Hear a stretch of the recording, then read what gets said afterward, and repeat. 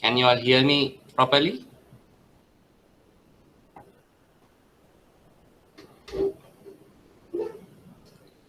Okay, fine. So today we are going to start off with a new topic, and this topic will be very vital because this is going to be the way forward uh, as far as financial reporting and banking business is concerned, and also very importantly, your exam paper is also mostly based on this standard. So it is very important that you understand this, because question number 1, as well as there could be other parts where this will be tested in at large. So let's quickly, because this is a little bit of a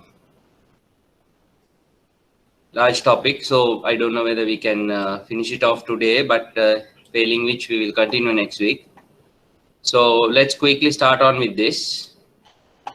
So we are going to learn about financial instruments. So as far as up to now, we have gone through the basic introduction, and then the concepts, principles, and also like the fundamentals of accounts, trial balances, adjustments. So this comes into play as a new topic wherein the certain elements of the balance sheet, or in other words, the statement of financial position, are going to get classified as financial instruments. Now, say we have cash and short-term funds, placements. You would have already gone through the financial statements I shared with you, where Haley's and Commercial Bank. So more or like those are the formats for your financial reporting. So if you go through the items, there are certain items which are very fundamental, like the property, plant and equipment, intangibles, and then investment property. Then you have the other assets where it talks about the receivables, stocks, all those. So there are certain elements which are considered to be classified under this topic of financial instruments, even in the assets as well as in the liabilities. So even in there is certain amount of components in the equity also.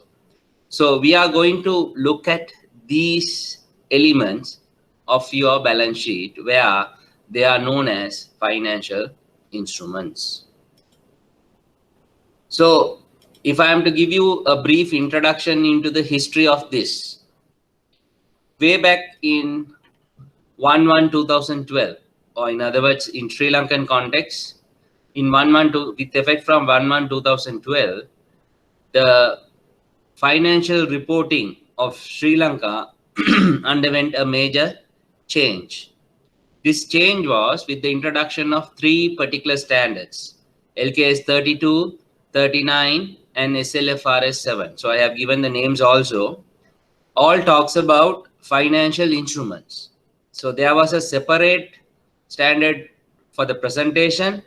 There was a separate standard for recognition and measurement. So by this time, you know what is recognition and measurement, because we have learned it across other standards also. Then we also know what is disclosure is. So there was a separate standard, SLFRS 7, which talks about financial instruments disclosure.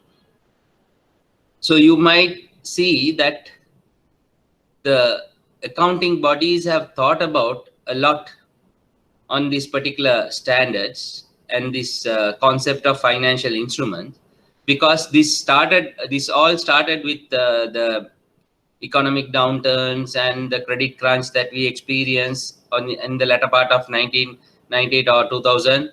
So with all those experiences, the accounting bodies around the globe have thought about, and they came up with these standards.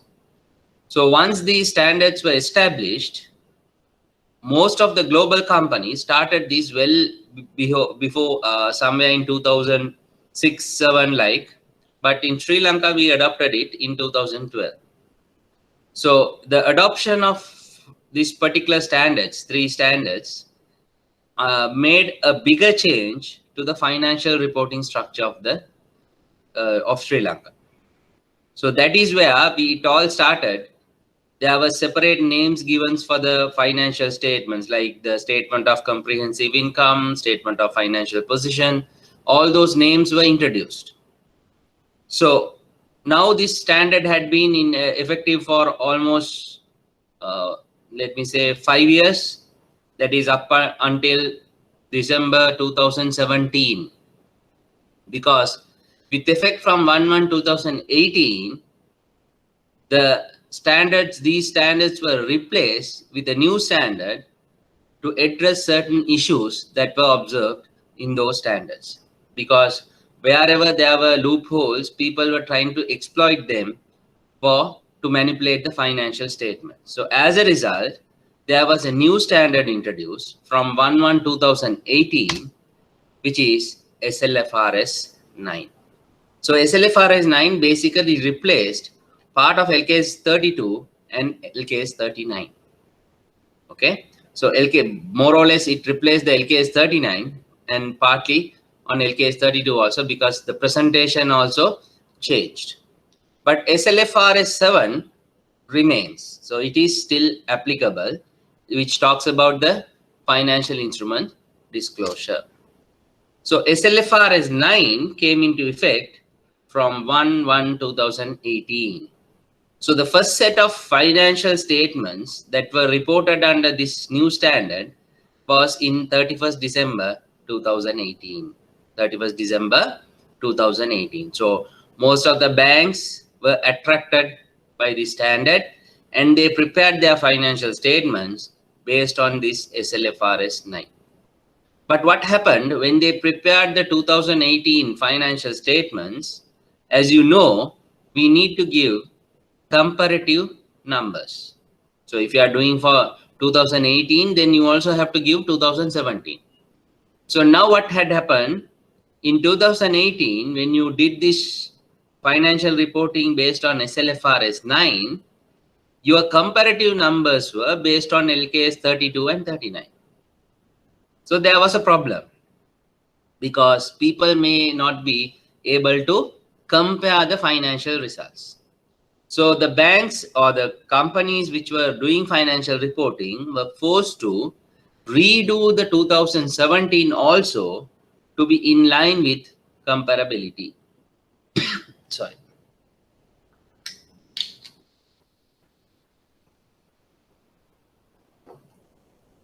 So as a result, the 2018 and 17 numbers were reworked and it made a bigger difference to the financial statements.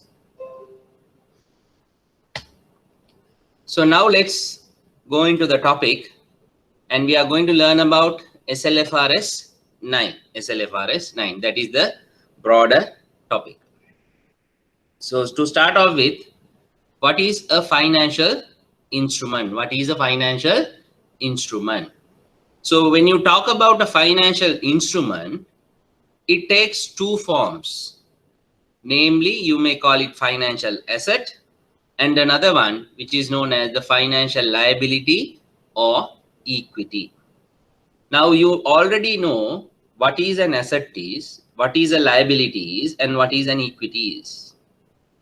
Now we are adding a prefix to that where we bring in something called financial to make it financial asset, financial liability, and the equity remains same. So what do you mean by financial instrument?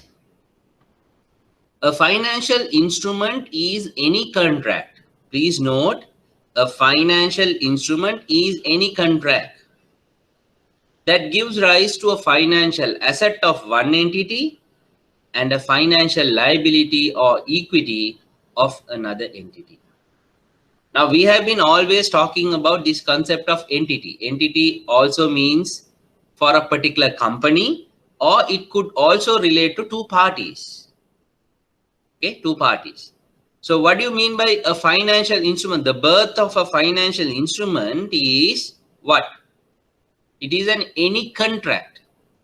Now, some of you might have already learned what is a contract is. If you are doing business law, you might know what is a contract is. Okay, it is an agreement between two parties to transact where acceptance and consideration is present. So likewise, when you say a financial instrument is any contract that gives rise to a financial asset of one entity or one party, and a financial liability or equity instrument of another entity. So there are two parties where they are entering into a contract, and the result of the contract is a financial asset to one party, and the result of the transaction is another financial liability or equity to another party. So basically, we are talking about an instrument. Now, you know, fixed deposit is an instrument. Likewise, now we are looking at a broader perspective, which is known as the financial instrument. And that financial instrument is none other than a contract. Okay. So this contract can go so long, because a contract could be entered in for so many purposes.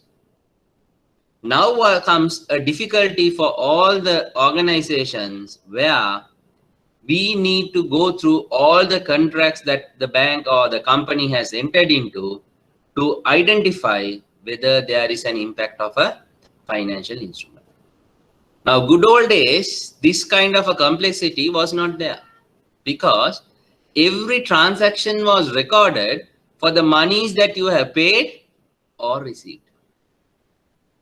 You understand that? So an asset was created when you make a payment.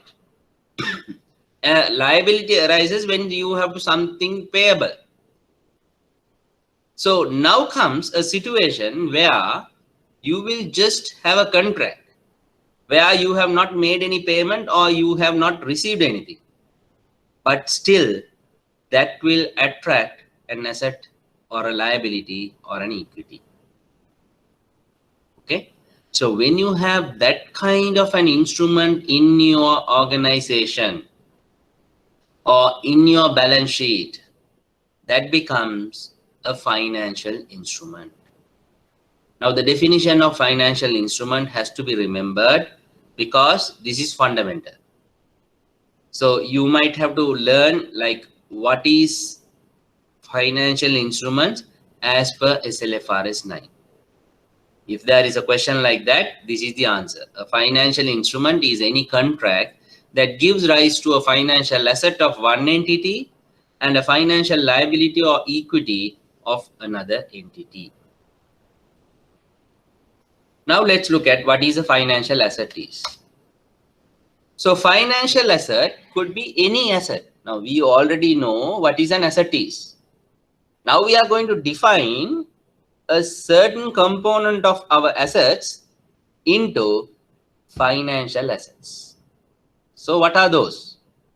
Any asset that is cash. Now, if you physically have cash, then it is a financial asset to you. That is very straightforward. If you are holding physical cash, notes and coins, means that is a financial asset for you. Secondly, an equity instrument of another entity. Now, this has to be understood very clearly. What do you mean by an equity instrument of another entity? Now, we already know what a share is. A company issues shares to raise capital. When they want to increase their stated capital, they will issue shares, share capital or stated capital. Both the names are applicable. So when you issue shares, you get money and your capital component goes up. Now, what do you do here? You issue shares. Now, the share is the equity instrument. The share is the equity instrument. So you are trying to have an equity instrument of another company or another party. Then that becomes a financial asset to you. A financial asset to you. And thirdly, it is a contractual right. It is a contractual right. Contractual right means now we already know a financial instrument is any contract. Now the result of this contract is something that you have a right. Right means you have access, ownership or title, anything you can call it. So what is this right is? To receive cash or another financial asset from another entity.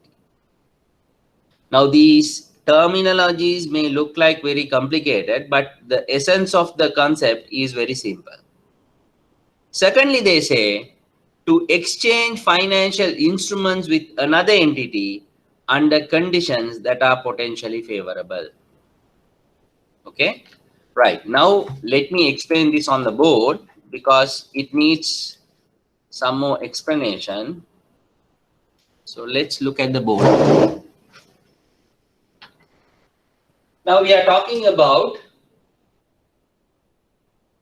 financial assets.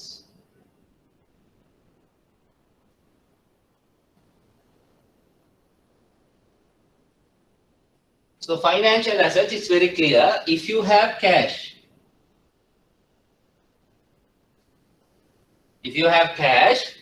that can be easily called as a financial asset. There is no issue in that. That is very straightforward. Now we have to look at the second component. What do you mean by the second component? Now,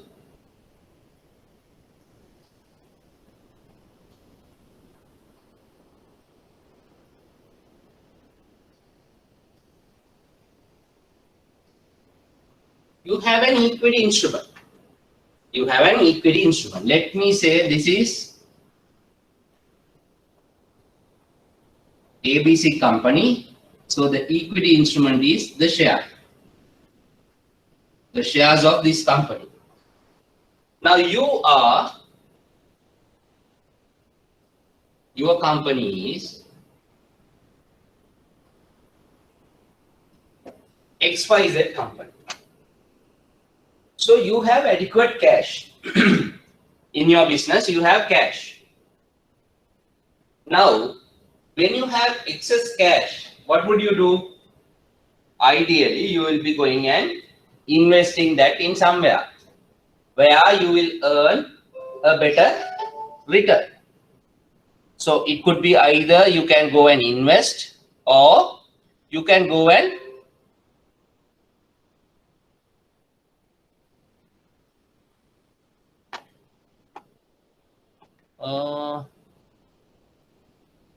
some of you are saying that you haven't received this note. Oh, hold on.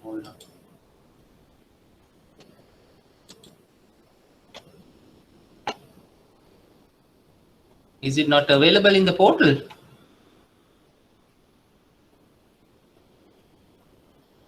No, it's available in the portal. Week 15, they have posted. Sorry, not week 15.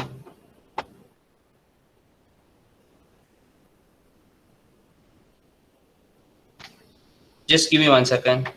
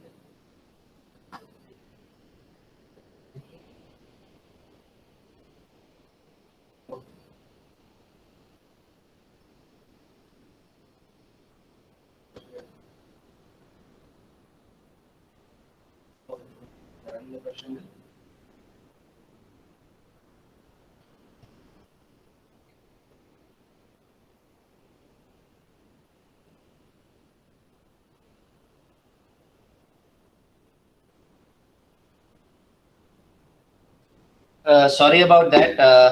I have just spoken to the officers concerned. They said that they will check on this.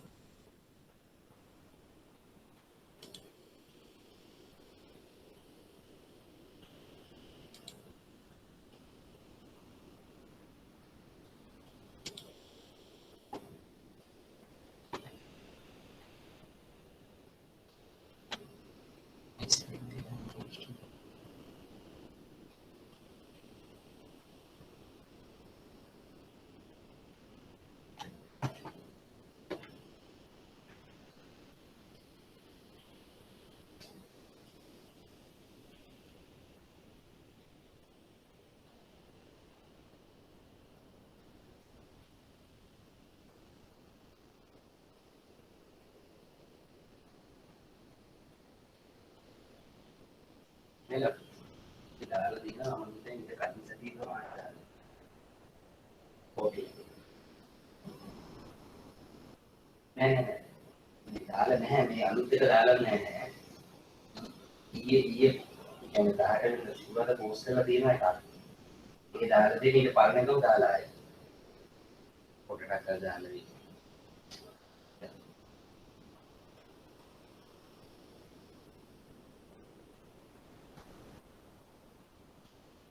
Okay, sorry about it, but let's it will be loaded very soon. Okay, so don't worry, you can just go through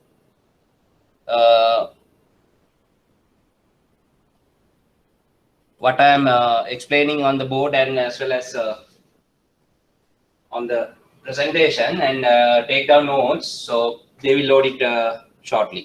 Okay, right.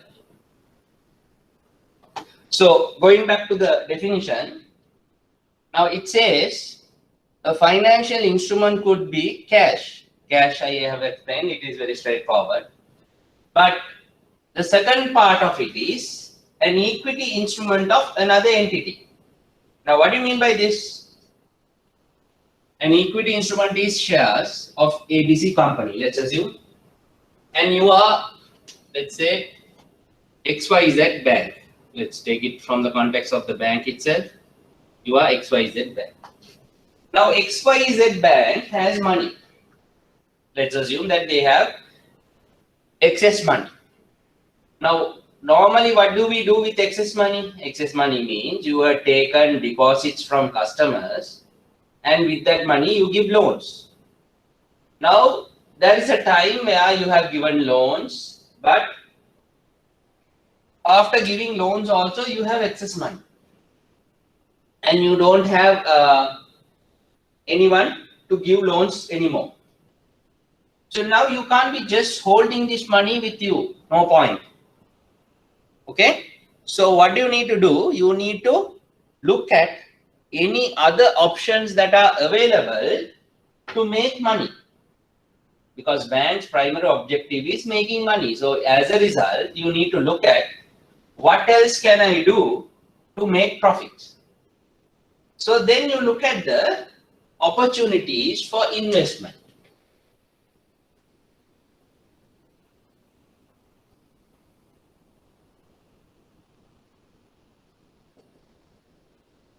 You look at opportunities for investment. So the investment opportunity that is available to you is, one is to go and invest in another company's shares. Another company's shares. Okay. Now when you go and invest,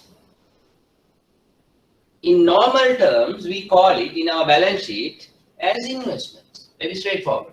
You just go and invest. But now comes this investment will take different forms. Will take different forms. One of the forms is this equity instrument. Equity instrument. So what are we trying to say here? I have some excess cash. I'm going to put it in the shares of this company. Now, as far as my bank is concerned, my cash is going to go out. So credit cash and debit investment.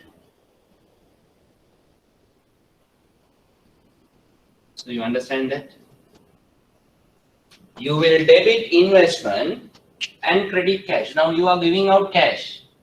But you already know the cash is also a financial instrument. So you have given up your financial instrument and you have taken an investment. Now this investment is also known as financial instrument or financial asset. It is going to be an asset to you. Okay. Now this can happen to fixed asset also. You will credit cash and debit motor vehicles. But that we don't call it as financial instruments or financial asset. Because property, plant and equipment is covered by LKS 16. That is a separate element of your balance sheet. Now what we are talking about is these type of elements that are there in your balance sheet or the trial balance. So this investment is now going to be known as a financial asset to you, or in other words, a financial instrument which is a financial asset. Now look at it from the point of view of XYZ Bank. Now it is a financial asset to you because you have given out money and you have made an investment. So the investment becomes a financial asset. Now look at from the point of view of ABC company. What does ABC company has done? ABC company has given some shares and received money. So what will they do? They will debit cash and credit stated capital. Stated capital means their share capital. Okay. Now when they credit the stated capital means it's an equity instrument for them. It's an equity instrument for them. Now this is what we are trying to explain. The first form of financial asset is cash, which is very straightforward. And the second form of financial asset is where it is a it is an equity instrument of another entity. I am XYZ Bank. So what is a financial asset to me? It's an equity instrument of another entity. Another entity. So I would like you all to take down this to understand better. So quickly take down this.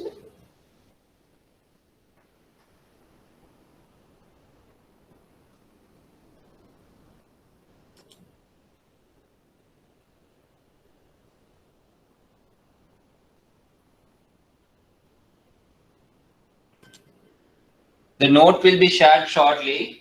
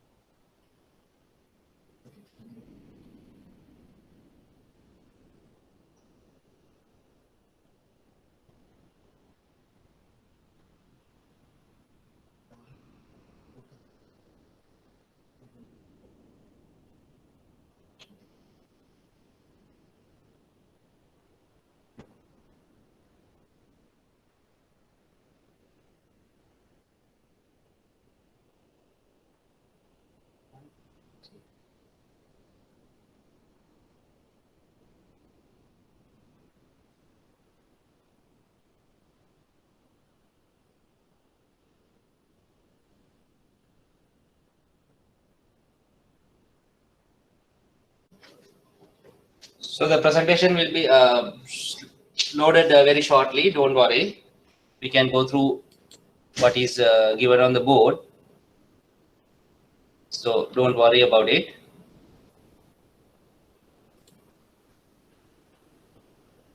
Okay, I hope you can see the board now.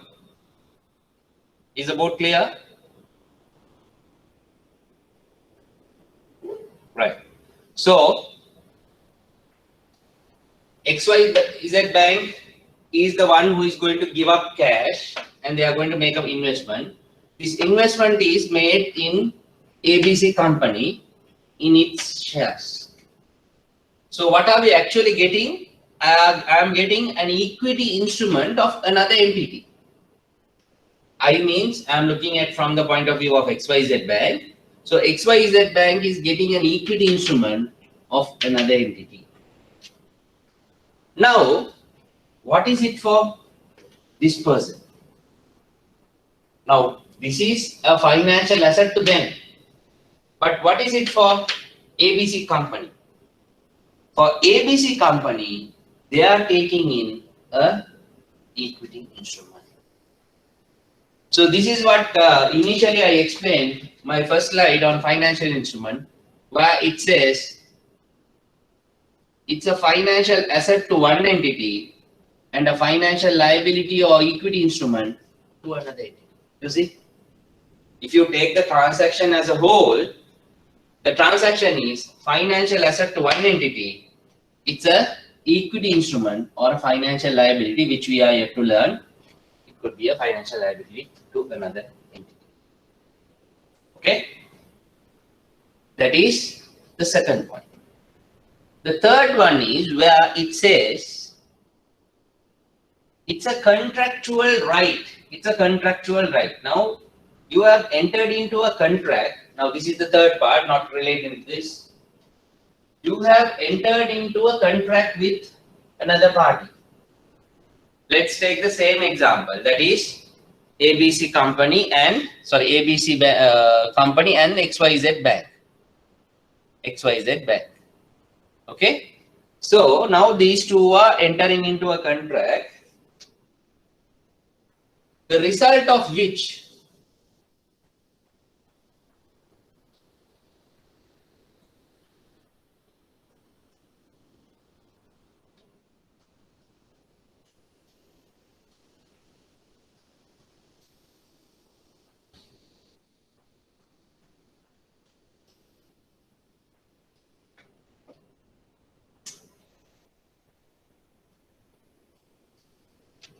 so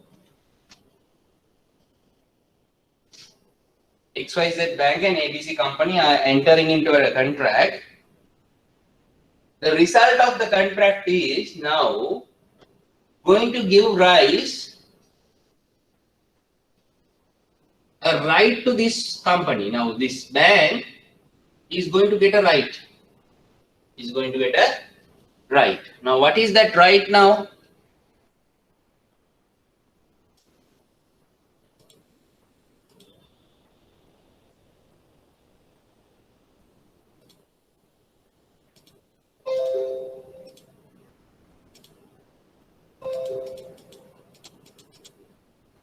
What do they say? To receive cash or another financial asset from another entity. Okay. Now you have entered into a contract. The result of the contract is where XYZ Bank is going to get cash. XYZ Bank is going to get cash. Now this receiving of cash might happen sometime later. Okay. Now when you go and invest in a instrument, normal instrument FD, FD has to be paid back when it has reached the maturity. Now okay, that sort of a contract. That sort of a contract where you have invested and this goes up to the maturity, and on maturity the XYZ Bank has a right to receive cash. Right to receive cash. Now suppose if they are not in a position to pay cash, what they can do is they can give you another financial asset. Another financial asset. So you can receive cash or you can receive a financial asset. So when this contract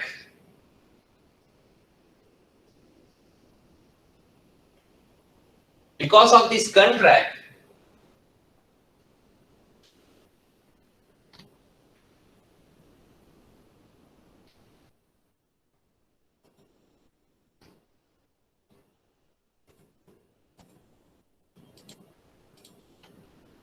So now this particular contract is going to give you the contractual right to receive cash from them, or to receive a financial asset where they are having a financial asset, they are going to give that to this party. That is possible. Okay, that is one option available. The second option available in the contract is where they can exchange a financial instrument. They can exchange a financial instrument. Okay, when it is potentially favorable. When it is potentially favorable. So I will try to exchange a financial instrument with ABC company. When I say I, it is XYZ Bank. I would exchange a financial instrument with ABC when it is potentially favorable to me. Okay? Say for example, you have a debenture. Now this debenture can be exchanged with this party or whatever when the prices of the debenture are very high. Okay? When like this, when the share prices are very low, we are not going to sell it now. Right? So likewise, when this financial instrument has a potentially higher value, or when it is potentially favorable to you, then you will go and exchange this financial instrument with the other. Okay. So this definition is little bit of a complex definition. Like in terms of words, if you see it, it talks about too many things. But what you have to remember is very simple. Financial asset to a company is cash. Okay, that is the first one. Or it could be a it could be an equity instrument of another entity. So when you say equity instrument, it will be shares of another company. And thirdly, it could be a contract where this contract gives you a right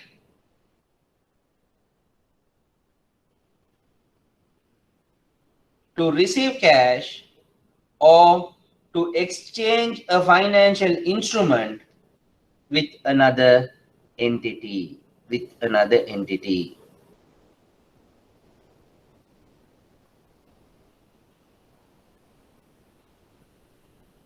Okay, so this is the definition for a financial instrument, financial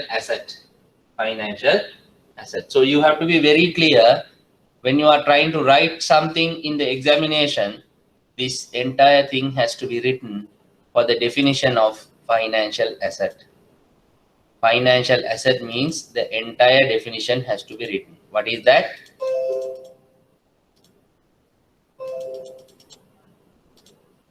This is what it is in total. This is what it is in total. Any asset that is cash,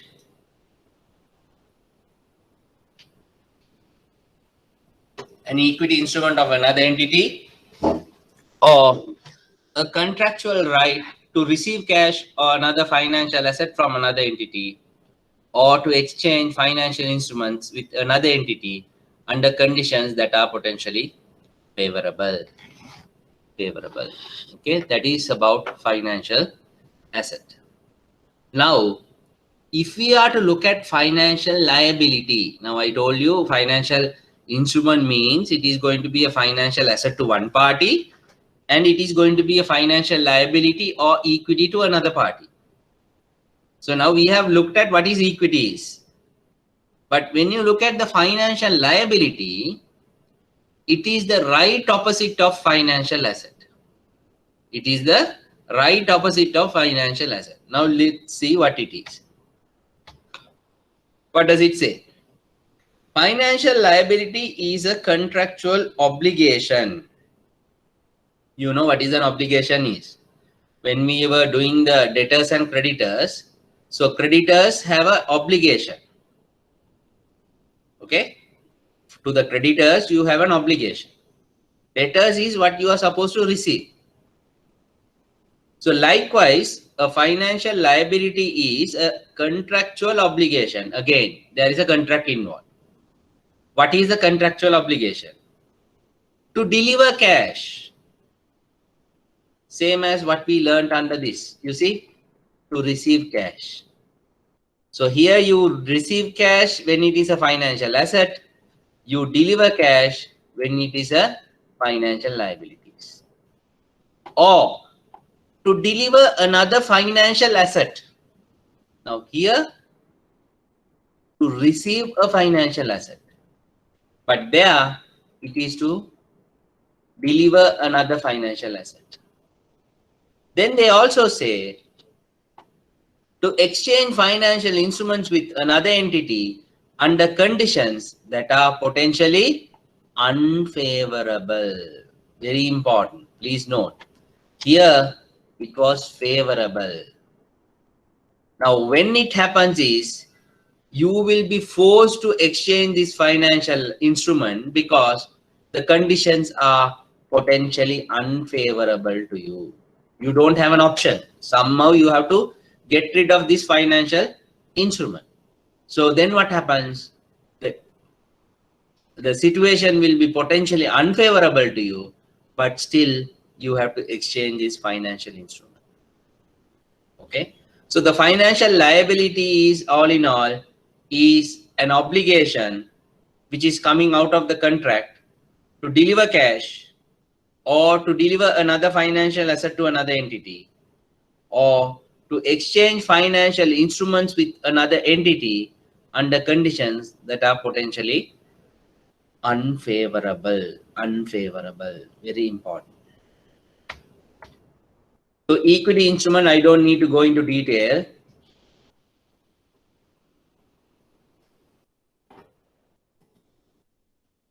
Equity instrument is any contract that evidences a residual interest in the asset of an enterprise after deducting all of its liabilities. So you know that what it is. Let's look at it.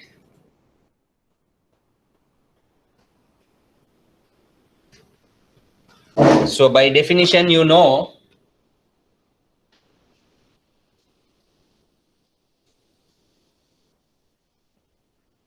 so assets equals liabilities plus equity. This is the fundamental.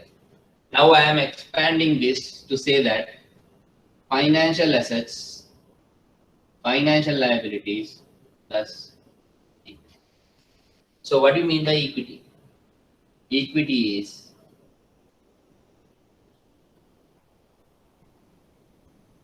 you see, equity is the residual. Residual means there is a value which is positive, greater than 0.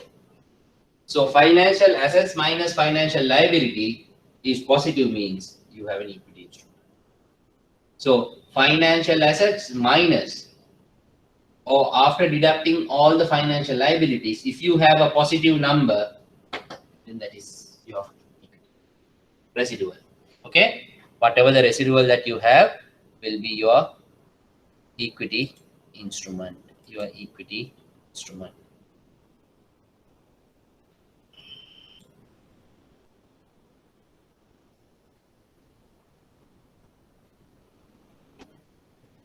Now let's look at what are the principal changes that have taken place from the previous standards to the new one.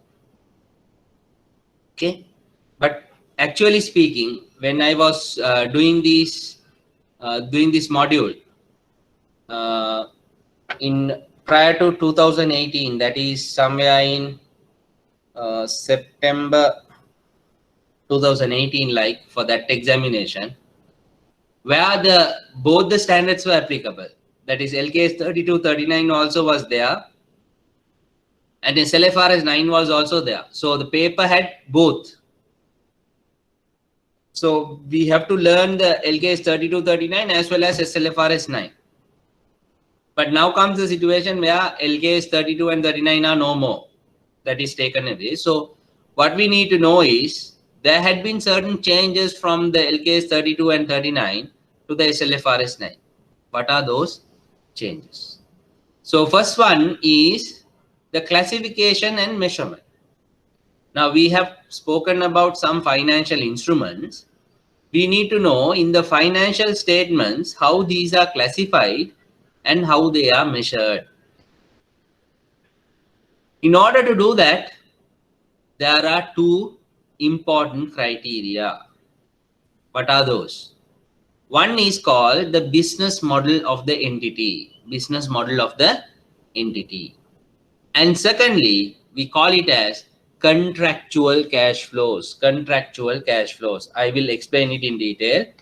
But for the time being, you need to know for the classification and measurement, now the companies have to use two criteria, which is known as the business model and the contractual cash flows. Then we also learn a concept called impairment. Now, when we were doing LKS 16, I told you the fixed asset also can go into impairment. Okay, so when it goes into impairment, you have to provide for those because impairment is a loss to you. So likewise, under this new standard, it is defined in detail what is impairment is. And impairment has undergone an important change, which is known as from incurred loss to expected loss. Now, what is incurred loss? What is expected loss? I will explain when we are doing impairment. So you don't have to worry at this moment. And the last point is hedge accounting. Hedge accounting. That is a new concept. And what do you mean by hedge accounting? Align hedge accounting more closely with the entity's risk management objective and strategy. Now, you know, banks are exposed to higher amount of risk because you are dealing with foreign exchange, you are dealing with interest rates. So you have so much of risk exposed to the financial institutions compared to any other entity, because the other entities, it is moreover to do with operational risk. Okay, but when it comes to a bank, you have the operational loss, you have the market loss, and you also have the credit loss. Credit loss is where you give loans and where the customer doesn't pay, then that is one problem. Market risk is due to the changes in the economy, like the exchange rate movements, interest rate movements, inflation, so many elements are there. Now, because of those elements, there is a risk assigned to the banks or the financial institution. Now, how can we mitigate these risks when we are doing the business? Now, in order to mitigate these businesses, we adopt a mechanism called hedging. So hedging means you match your risks. Now, when you are doing this process, you also need to account for those. And that is known as hedge accounting. Hedge accounting. Okay. But we are not going into detail into the hedge accounting because that is not mostly in your syllabus content in detail, because what is important is the first two elements of this slide: classification and measurement, and also impairment. So now let's go into the classification and measurement requirements.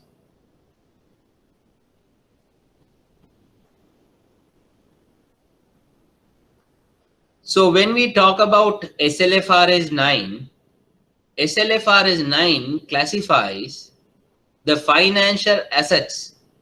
So now we have already gone through what is financial asset is. Now in your balance sheet, you might have several financial assets.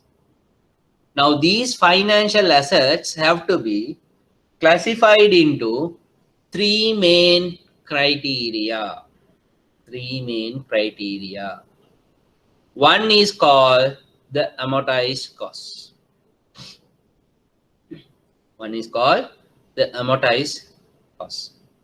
Number two, we call it as fair value through other comprehensive income. So we have already learned what is other comprehensive income is. So now they say there is a financial asset called fair value through other comprehensive income. And the last one is called fair value through profit or loss. Fair value through profit or loss. So these are the three main classifications that we have when it comes to the financial assets of a company. Financial assets of a company. Now, how do we classify or how do we determine the classification of these three elements? So as I mentioned earlier, there are two particular tests that you need to carry out. One is known as the business model test. The other one is known as the cash flow characteristics test. What do you mean by business model test? Is the entity's business model for managing the financial asset has to be determined. How are we trying to manage this financial asset? That is your business model. Secondly, the contractual cash flows that you are going to get from the financial asset. Now, for example, if I have gone and invested in a fixed deposit today, which is for 2 years, now what is the contractual cash flow? The capital that I have invested and the interest on that particular fixed deposit, which will I will get it after 2 years from now. But nowadays, we have so much of options. For example, you might open fixed deposit for customers where they would like to have the interest paid on a monthly basis. Now, that is a contractual cash flow to this customer, where you agree to pay interest on a monthly basis. But the fixed deposit capital will be paid only after 2 years or 3 years. But until such time, the customer will want monthly interest. Then your contractual cash flow will be monthly interest plus the capital repayment at maturity. That is known as contractual cash flow. Contractual cash flow.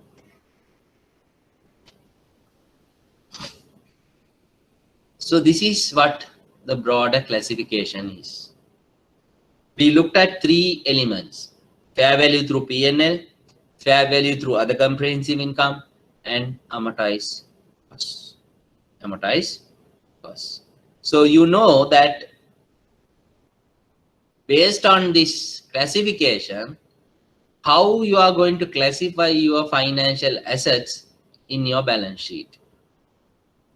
Fair value through P&L means applies to other financial assets that do not meet the conditions for amortized cost or fair value through OCI. Now this is very simple. What do they say? You have a basket full of fruits. You have a basket full of fruits.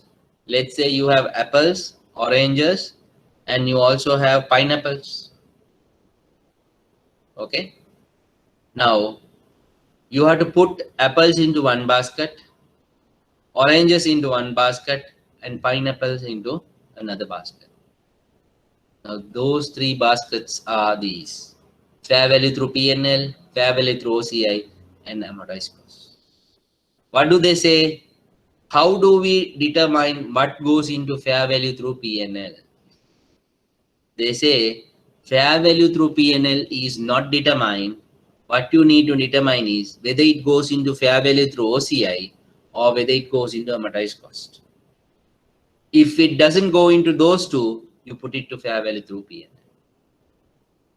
Okay. So it's very straightforward that they say it's classified based on what you have here. Okay, what you have here. So let's look at this from the point of view of how do we look at it.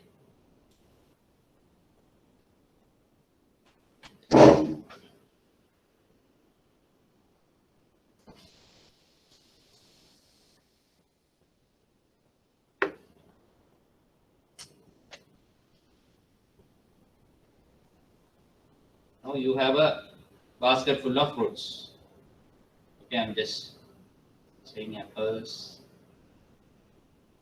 Then you have oranges. Then you have pineapples. Right. Now we want you to put this into 3 baskets or the 3 boxes.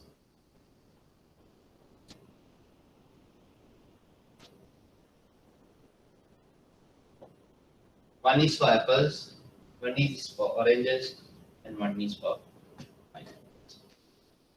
So when it is fruits, you know, you can identify these. What is an apple? By looking at it, you know, you put it here. Oranges, you know, you put it here. Pineapple, you know, you put it here. Likewise, now they are talking about 3 elements.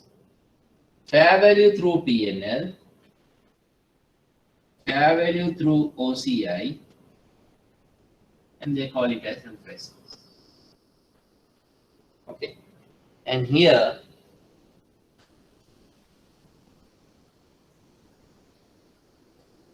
you have financial assets. So let me call it as FA1, FA2, FA3, FA4, FA5, FA6, FA7.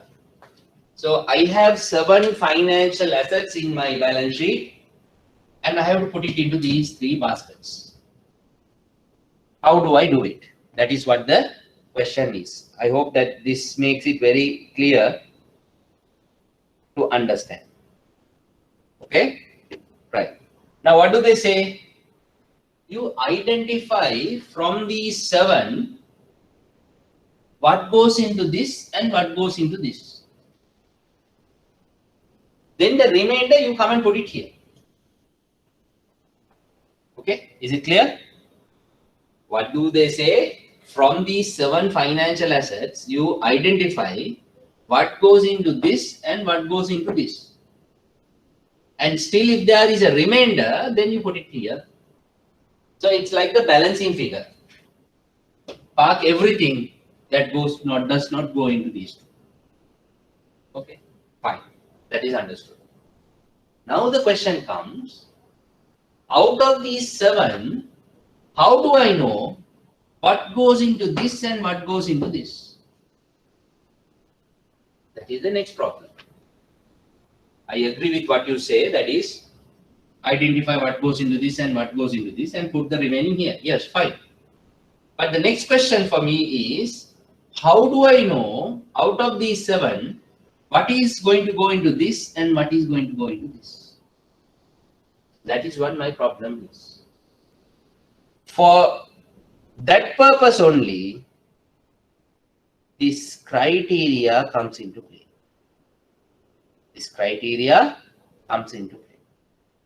So we have to look at the criteria. That is very important.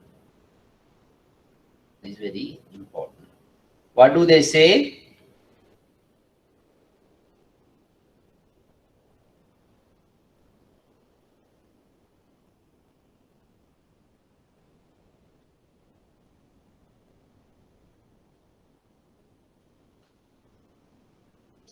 I need to do the business model test and the contractual cash flow test. Business model test and the contractual cash flow test. There are 2 tests applicable.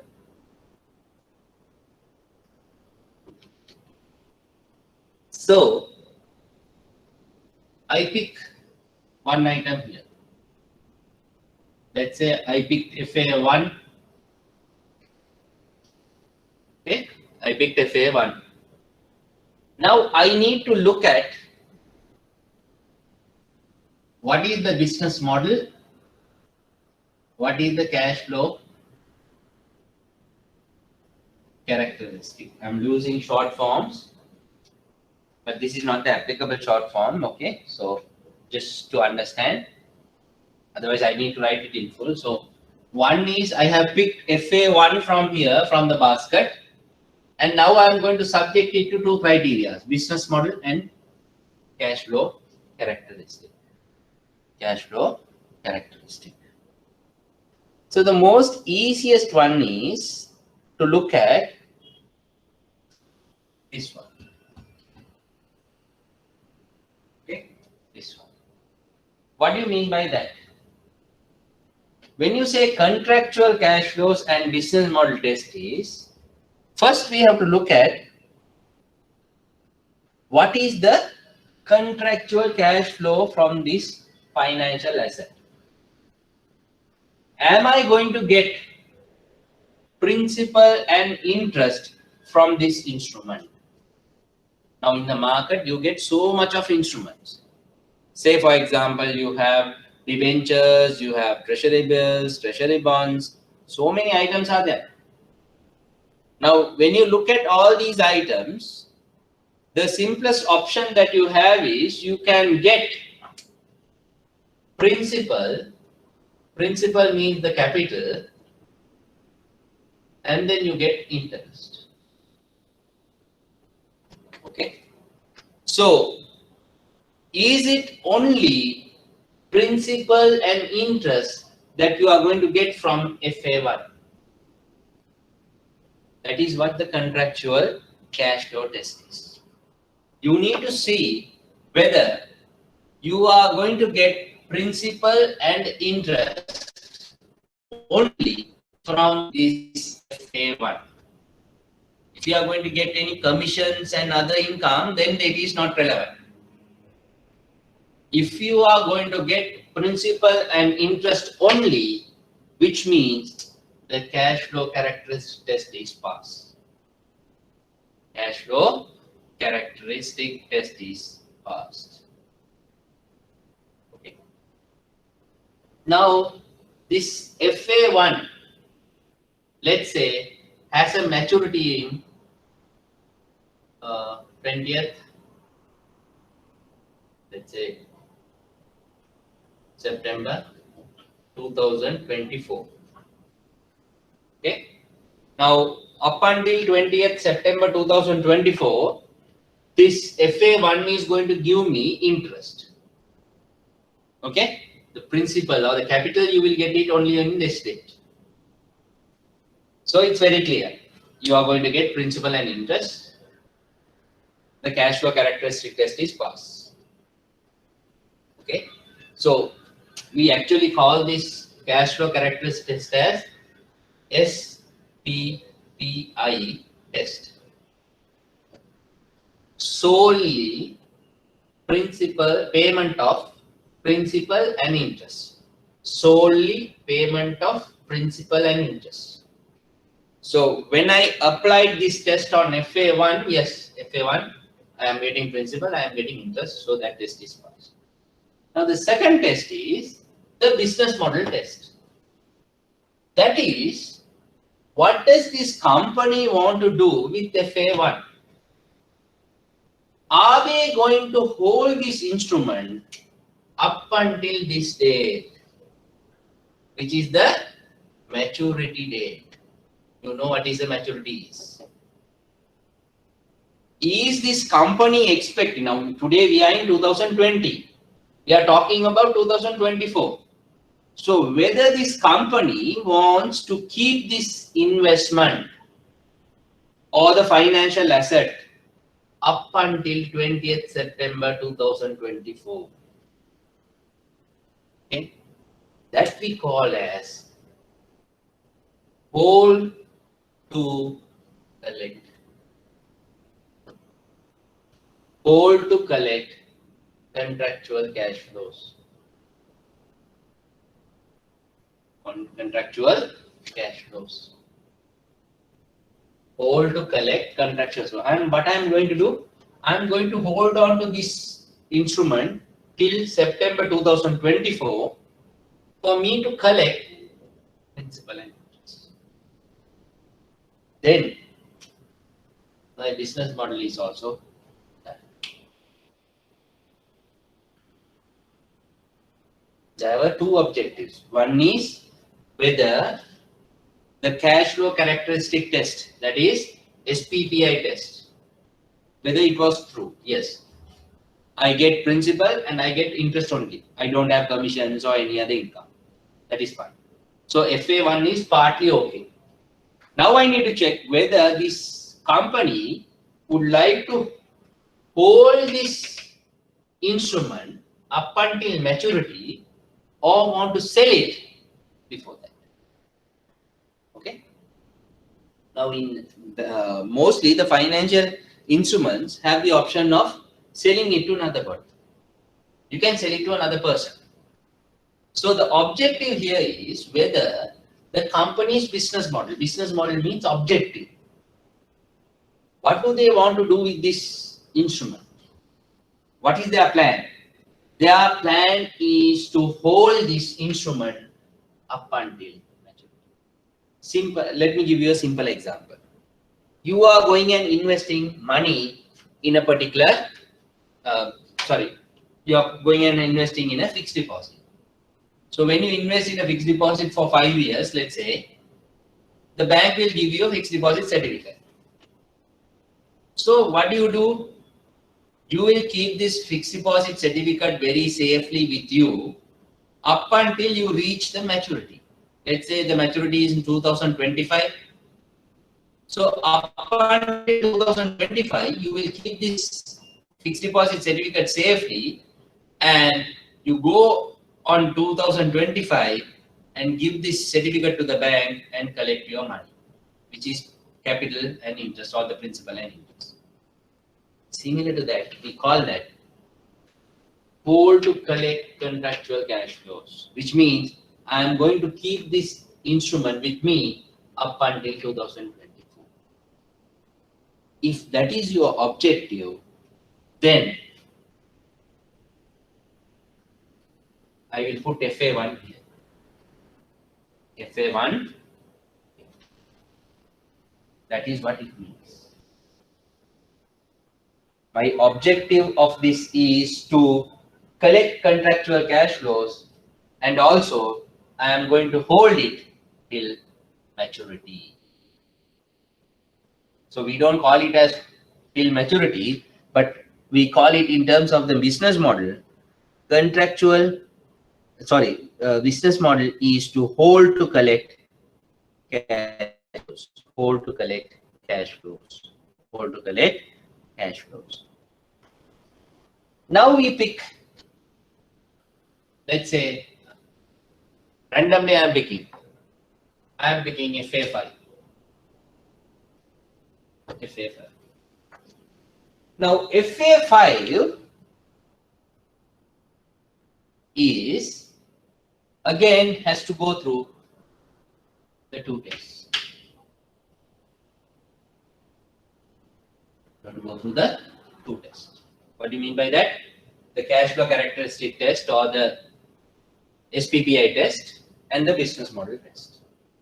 So you pick FA5 and you check. So when you check, it says yes, it's solely payment of principal and interest. No problem there. It is only principal and interest that I am going to get. So the test is there. Now comes the business model test. Whether the company wants to hold this till its maturity. Let's say the maturity is 2022. Whether this company wants to hold this till 2022 to collect cash flows, contractual cash flows. So when you go and ask from the accountant or the treasury person, they say, no, I want to sell it prior to this. I want to sell it prior to this, if the market is good. If the market is good. So which means you can make a profit means I am going to sell it. If I can't make a profit in it, then I will be holding it into. Now you have the option. What is the option? Either you can hold it till this date or you can sell it prior to that. So now what is the business model here? Hold to collect contractual cash flows or sell. Okay. Now in this scenario, you have two options. One is you can hold to collect contractual cash flows and also you can sell. If you think you can make a bigger profit or higher profit, you can sell prior to this date. Prior to this date. If that is my business model, then I will put FA5 here. 5. Now I pick FA7.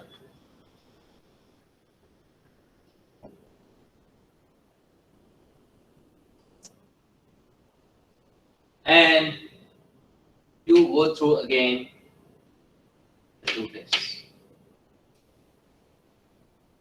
First one is contractual cash flows. So let's assume it is not principal and interest. There are commissions, there are other incomes that are coming. So which means this test is failed.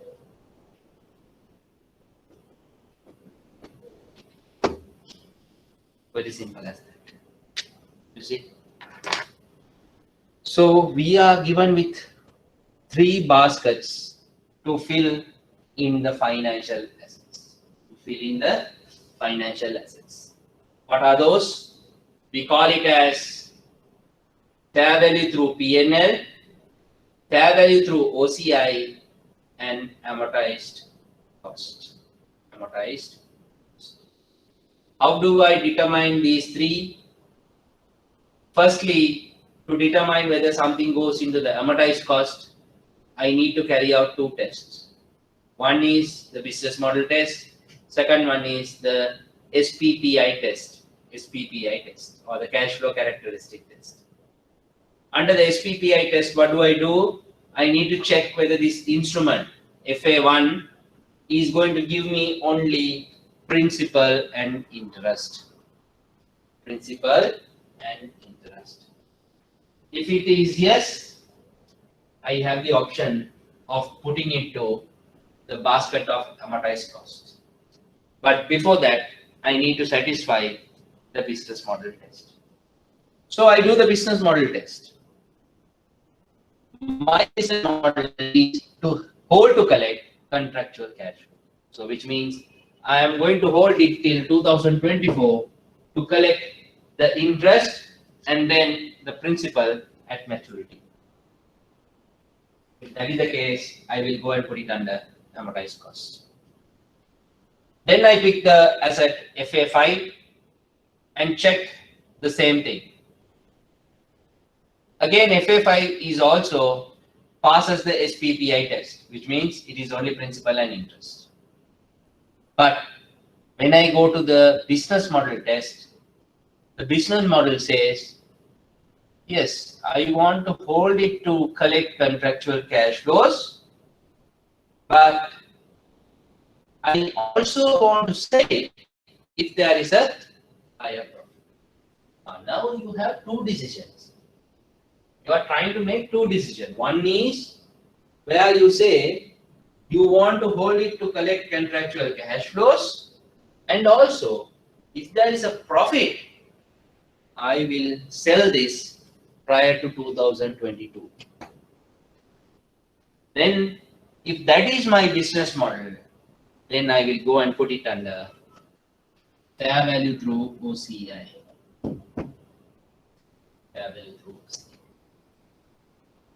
Okay. Now I pick FA7 and I will do the 2 tests again. So when I start with the SPPI test, it fails because the instrument has commission and other income, various types of incomes. So it is not only principal and interest. So since that fails, straight away I will put it here. Okay, because passing the SPPI test is a must for these two. So when you fail that, straight away you put it here. Okay, so this concept has to be remembered. This concept has to be remembered.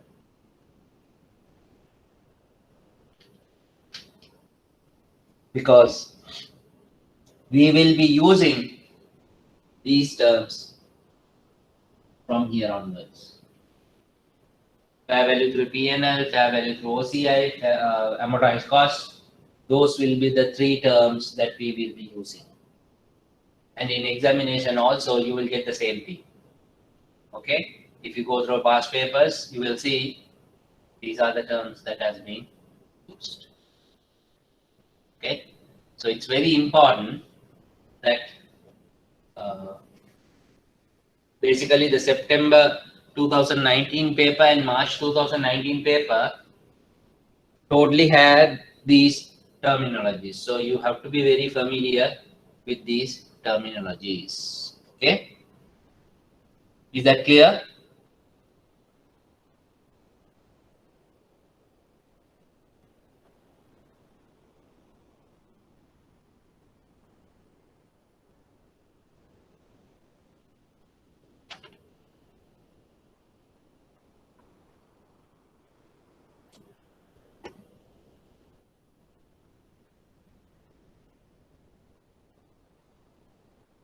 So I hope the new material is uploaded. Yes. So the new material is uploaded. You can now have it. It's already there.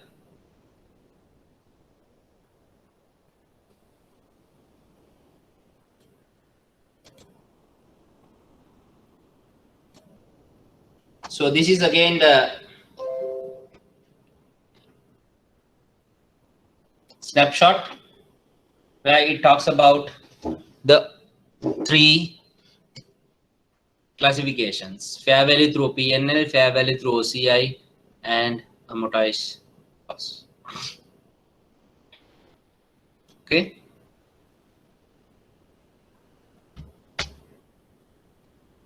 So the business model test. The business model test is the first two of the two tests that determine the classification of a financial asset. As I explained to you, two business models are positively defined. One is hold to collect. The second one is hold to collect and sell.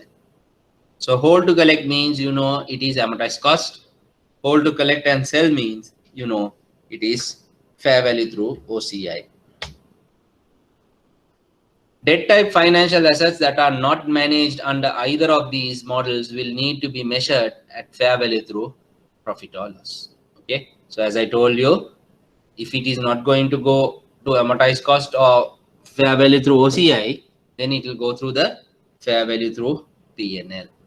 Fair value through P&L. So the business model test illustration. Hold to collect contractual cash flows. So something like trade receivables, the debtors, until the debtors are paid, you have to hold it. You can't say I don't want to sell it. It is a must. You have to hold it.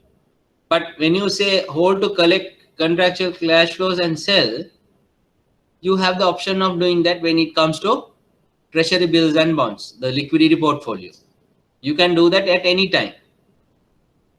But what do you mean by other? That is, if you are not going through these two models means, then you will have something called trading portfolios. Trading portfolios means you might have seen people buying and selling shares.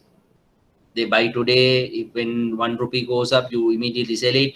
Again, with that process, you buy again shares. When that goes up by 50 cents, you sell it.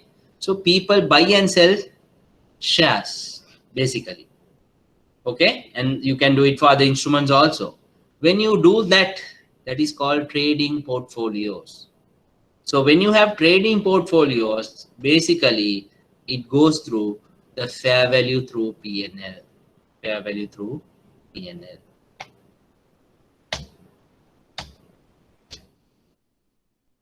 So the contractual cash flow concept, or in other words, the amortized cost concept or the contractual cash flow concept is basically the second type of test that you need to perform. The contractual terms of the financial asset must give rise on a specified date to cash flows that are solely payments of principal and interest. I told you, SPPI test. If the above test is met, then it is only possible to classify a financial asset in the amortized cost or fair value through other comprehensive income. I told you, no, when the SPPI test is passed, you have to put it under either amortized cost or fair value through OCI. So this is a flow diagram where you will understand. I have simplified it so that you will understand how to classify the financial instrument. So how do you go through that? Are the cash flows SPPI, that is solely payment of principal and interest? If they say no, then automatically it goes into fair value through P&L. Okay. If it is SPPI, then you need to check, is the business model hold to collect? If it is hold to collect, you put it under amortized cost. If they say no, then you have to check whether the business model is to hold to collect and sell. If yes, you will put it under fair value through OCI. If no, you will put it under again fair value through profit or loss. Okay, this is just for your understanding, but you can manage. Classification of financial liabilities. So financial liabilities are very straightforward. It will have only two classifications. What are those? Amortized cost and fair value through profit or loss. Fair value through profit or loss. Financial liabilities accounted for at fair value through profit or loss fall into two categories. Financial liabilities held for trading. Financial liabilities designated to fair value through profit or loss. So what do we understand here is, in these cases, we don't put it under fair value through OCI. Okay. Now, like the financial assets, the financial liabilities also, you can put it under amortized cost or fair value through profit or loss. Okay.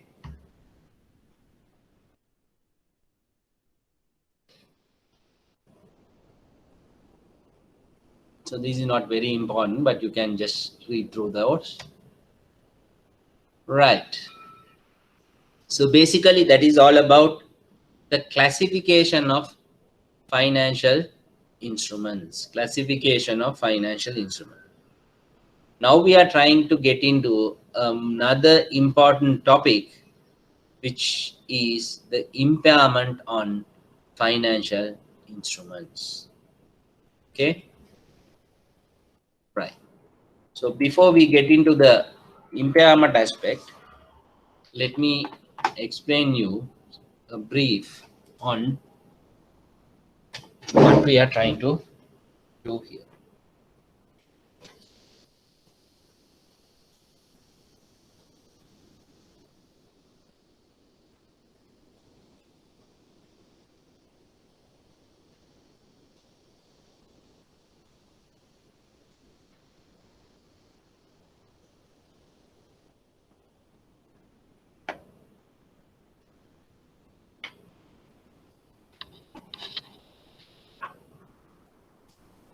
Okay. So now let's look at it.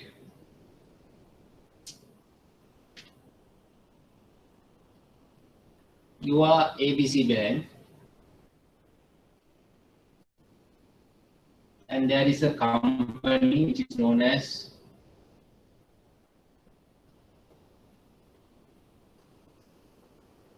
XYZ company. Now you have given them a loan for 5 years,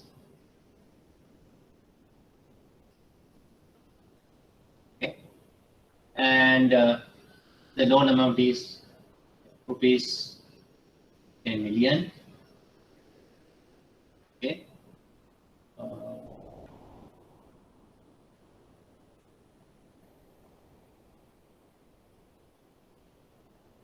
And your monthly installment is, I'm just taking a number,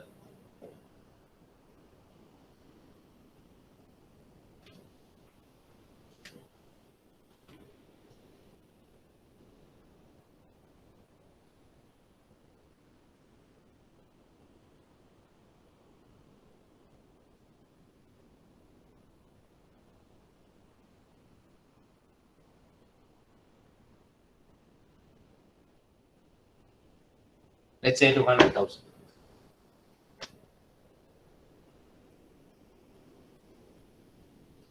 Okay. 200,000. So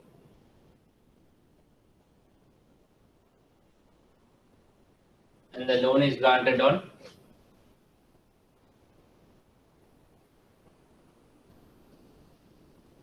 1/1/2020. Okay, very basic information.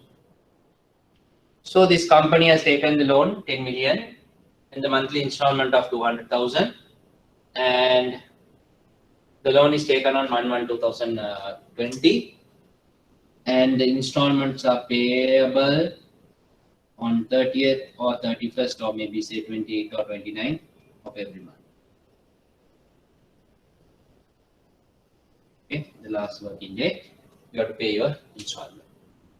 So assuming that this customer has been paying this loan, okay, paying this loan, and let's assume that this customer was paying this loan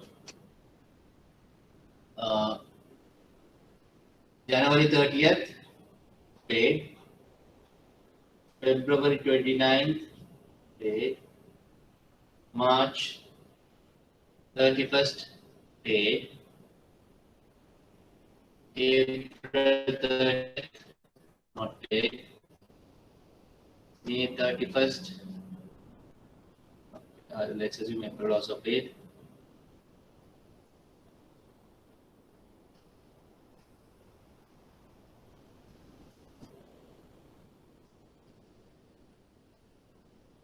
right? So this customer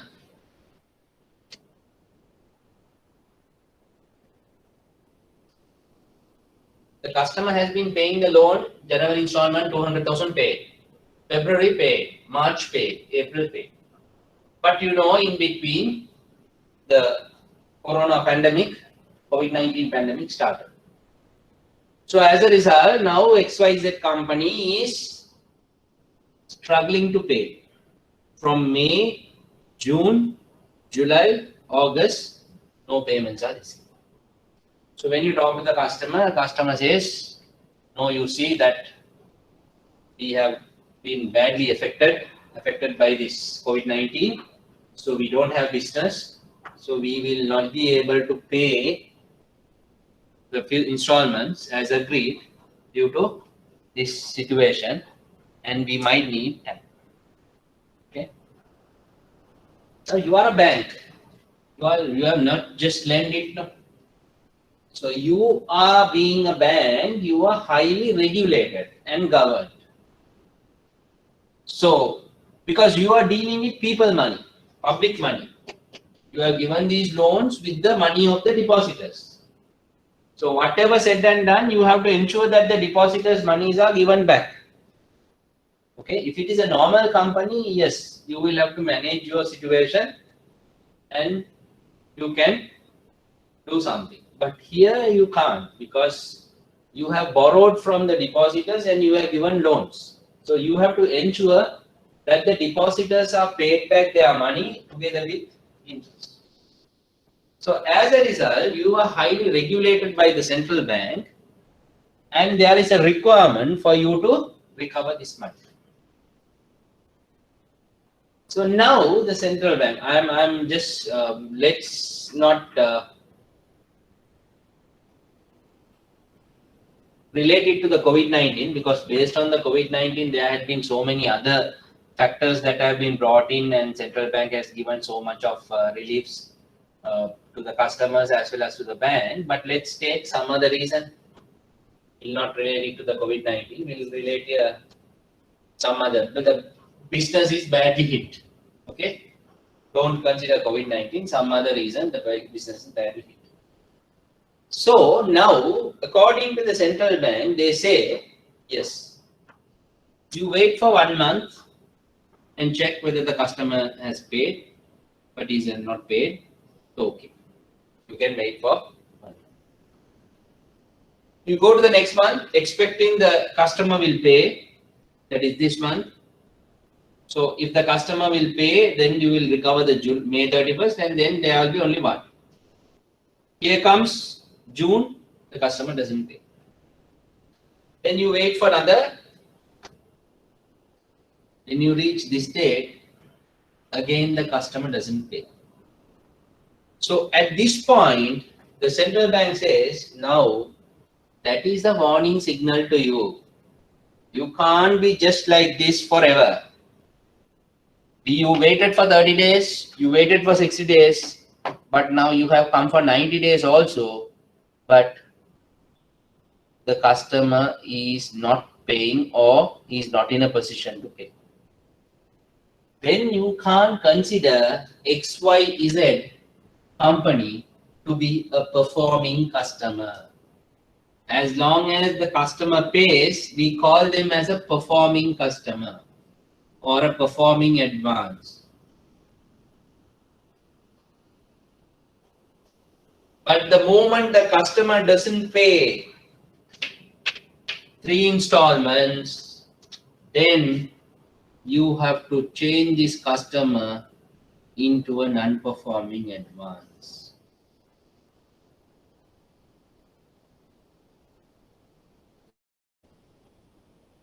This is as per the central bank guidelines. Okay? You have to convert it to a non-performing advance. Now this customer is not paying for another 3 months also. Another 3 months also not paid. Now what are you going to do? Now what are you going to do? Now it seems like the money given to the customer is trying to more or less going to be a loss, because you have recovered only 200,000 here, 200,000 here, 200,000 here. And that is also together with interest. So you might have recovered capital only for 4 months. You have to go for another 56 months where the money is very doubtful. So when you have not received money for 6 installments, then the central bank says, now you can't be silent that the customer will pay. It seems like there could be a loss to the bank. Then you have to start making provisions. We call it as provisions, which we call it as loan loss provisions. Loan loss provisions. So you need to start making your loan loss provisions in your books. When we were learning sole proprietorship, I explained that you will have to make the bad debts provision. Whatever the debtors that are not paid by the debtor, you might have to absorb it as a loss to your business. So, which means that bad debts provision will be something that might be turned into a loss. Okay. But here we are talking about a loan loss provision being made. A loan loss provision being made by the bank. Okay. This is the central bank regulation. When 3 installments are not paid, you turn them into non-performing, and when it is not paid for 6 months, you have to start making loan loss provisions in your P&L. This is a requirement. This is the central bank guideline. Okay. So now, what has happened here? When the customer was paying it, you were silent because no problem, because it has been paid. When it was not paid for the first month, I was just waiting. Okay, the customer would have forgotten, or he would have gone abroad, or something like this. I've just left it.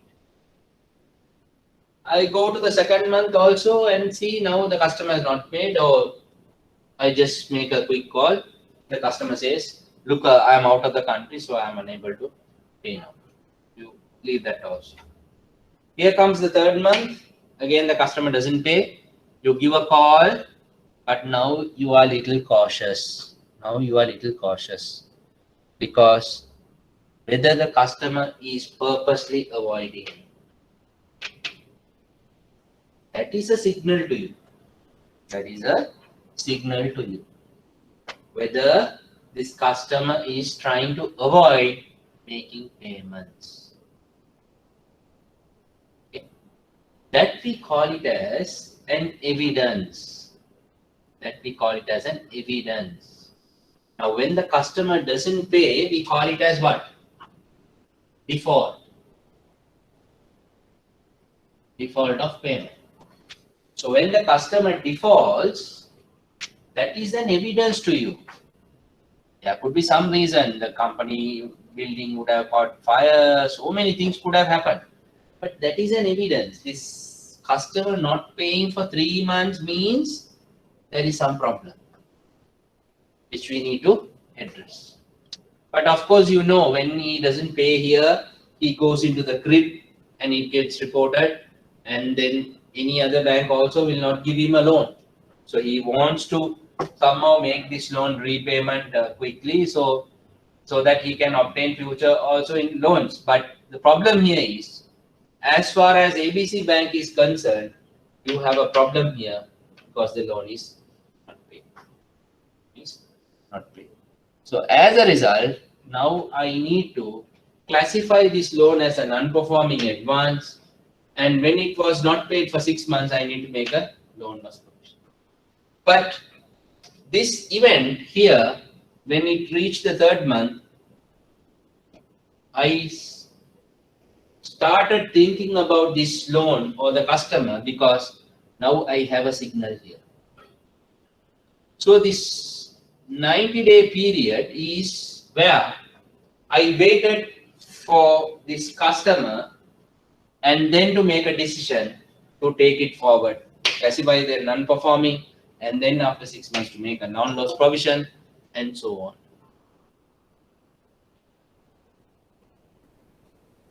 Okay, so it is very important for us to know this event, which is known as the default point or the objective evidence point. Okay. Now, prior to 2012, as I told you, we were adopting LKS 39. Okay, which you are not going to learn actually, since we are onto SLFRS 9, but LKS 39 was the standard that was. Now, what does LKS 39 said is, now why did you wait for 90 days to make a decision? Why did you wait for 90 days to make a decision? Because you had some evidence here where the customer defaulted. Here also there was more evidence, and here some more. But this is the point where I thought it is very crucial for me to make some decisions. So I consider this to be my triggering point. And that triggering point is I called as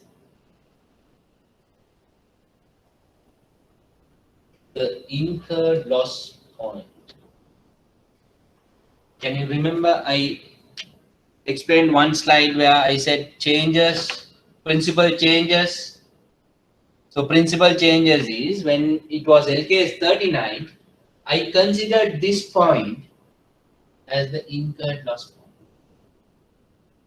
Because I waited for 3 months, or in other words 90 days, for something to happen. Then I triggered that point as my incurred loss form.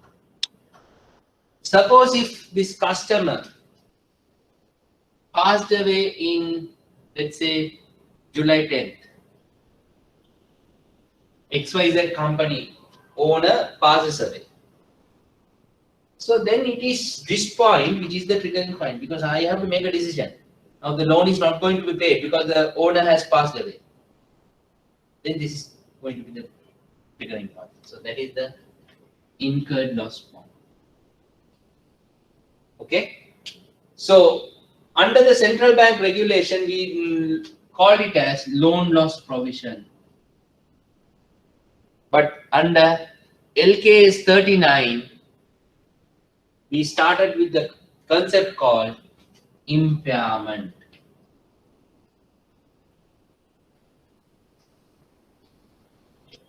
Impairment. So the provision that we are trying to make here is now going to be known as impairment. Impairment. Okay. The terminology is going to be known as impairment, which is very important.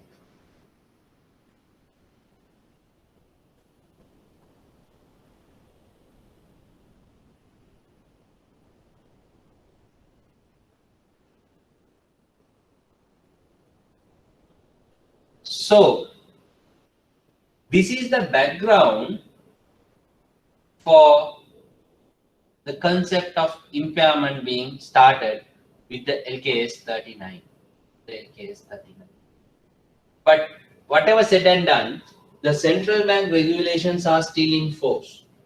So the banks have to comply with the central bank regulation, which is the normal routine of 20L or non-performing advance, and then making the central bank provisions. All those are still in force. They have not removed it. But when it comes to the external financial reporting to the public, you have to adopt the new standard.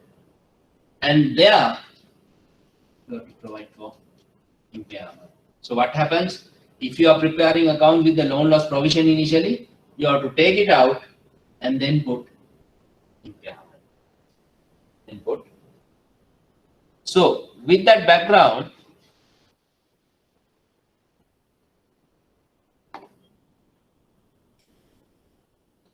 let's look at impairment on financial instruments. So now we call it as financial instruments. Okay, impairment could be made on any financial instrument. So here we looked at a loan, but impairment could be there on any financial instrument.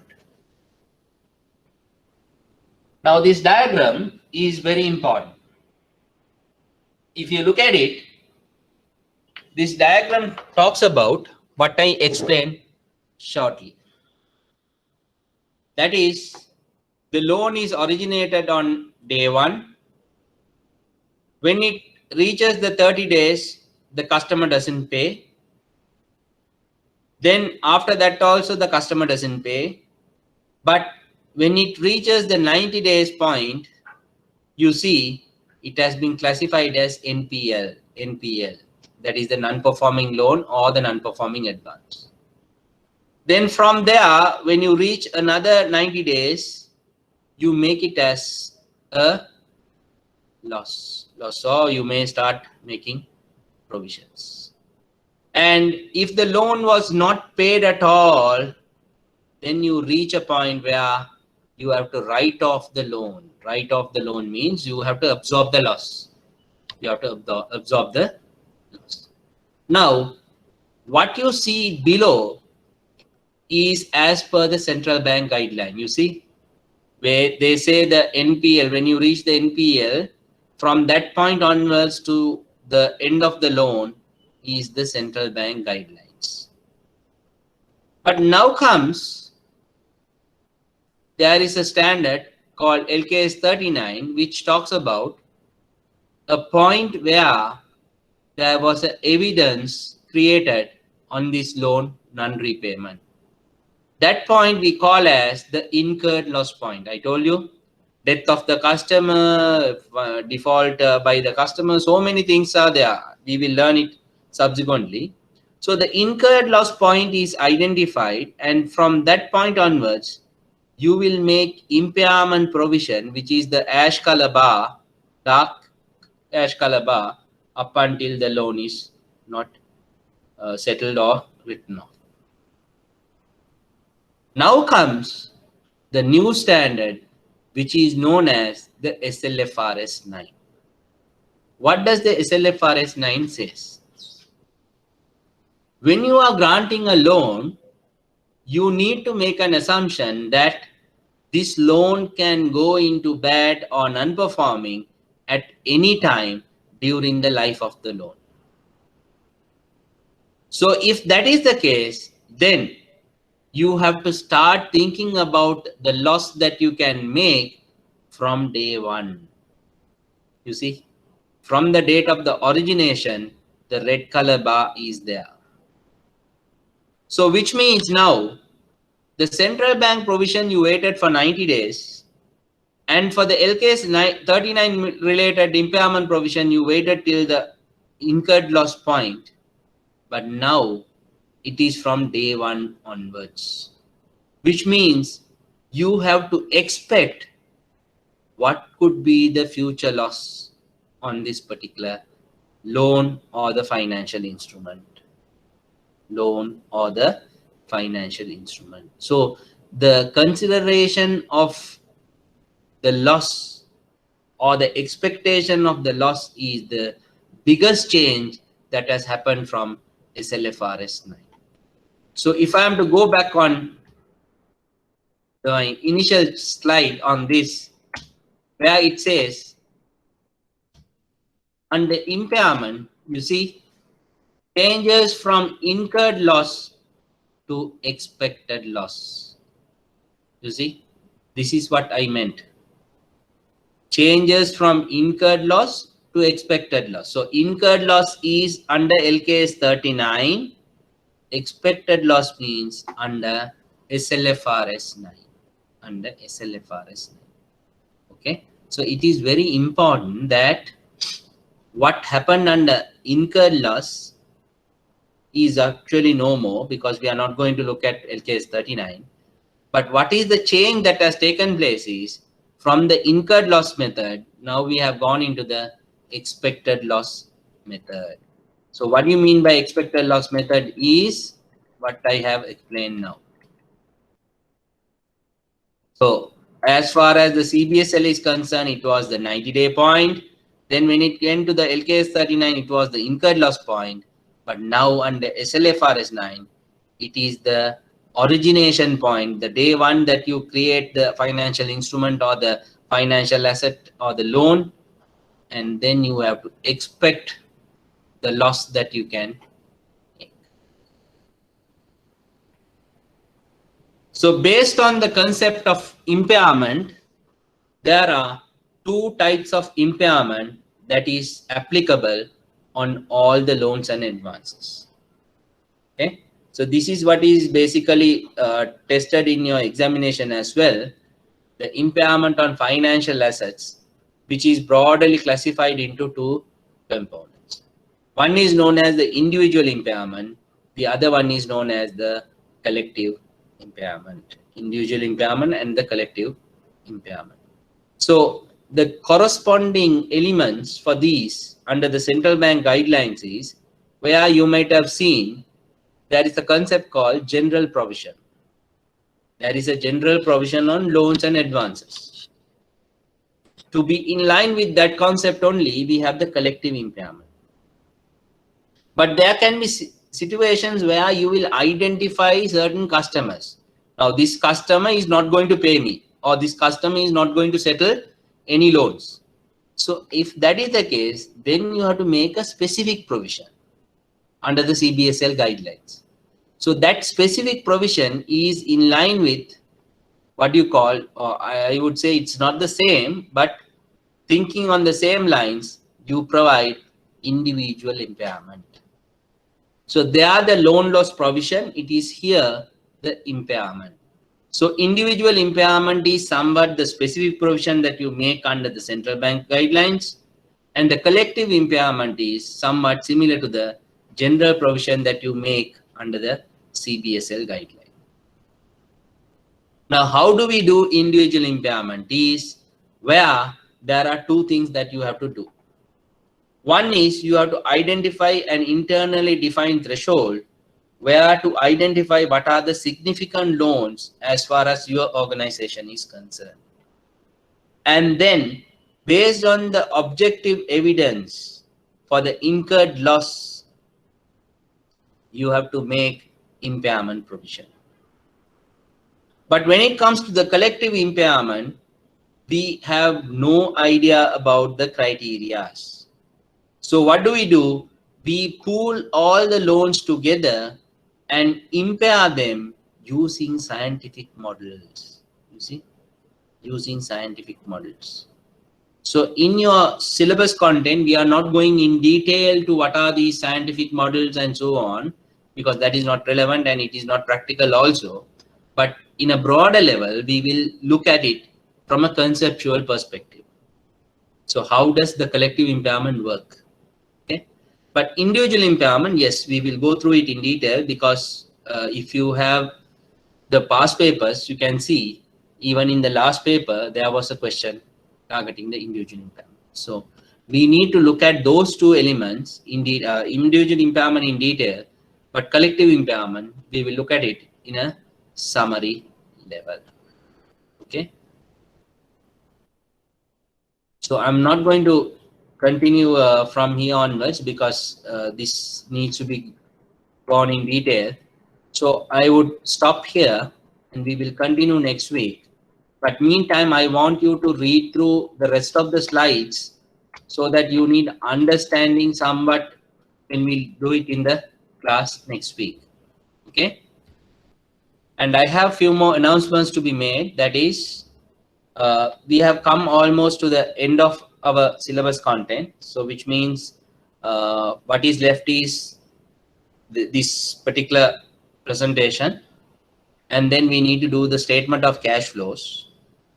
And then, of course, the financial ratios. Okay. But according to IBSL, they wanted us to complete by the end of this month the syllabus content, because they are going to start the revision work and then the examination is going to be held. So what I will do is I will have 2 more additional sessions to cover up the statement of cash flow and the financial ratios. But we need to cover this first, and then we need to do the financial statements to make a clear understanding. Okay. So probably the other 2 sessions, that is on financial ratios and the statement of cash flow, might come to you in a recorded version. But as far as this is concerned, we need to finish off this and then look at how questions will be tackled in the examination. Okay. So that we will do next week, and then meantime I will make sure those 2 recorded versions are also uploaded to your portal. Okay. So have a pleasant weekend and see you next week.